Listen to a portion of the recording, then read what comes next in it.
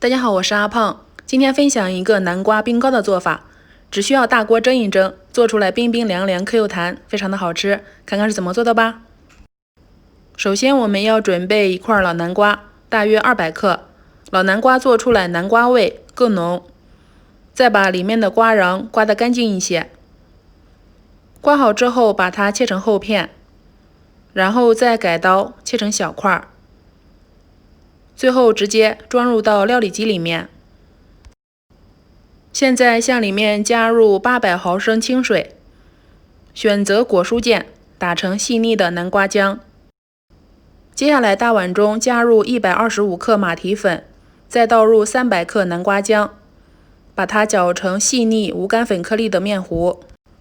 然后再用量杯倒出700毫升南瓜汁。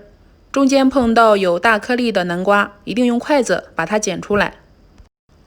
把这700毫升南瓜汁倒入锅中，接着再向里面加入50克黄片糖或者是白砂糖，开大火烧开，使糖融化。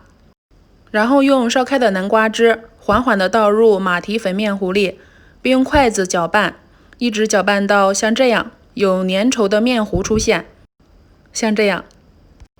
接着找4只小碗，并刷上一层薄薄的玉米油，用勺子把烫好的熟浆装入到碗中就可以了。最后再用勺子抹平整一些。接下来水开上锅，把小碗依次摆入到笼屉内，盖上盖子，开大火蒸20分钟。如果铺得太厚，时间会相对长一点。时间到，我们打开看一看。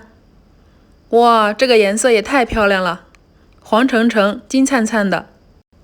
把它取出来，稍微放凉，再转移到冰箱中冷藏1个小时，这样吃的时候口感会更佳。已经冷藏1个小时了，我们把它取出来再看一看。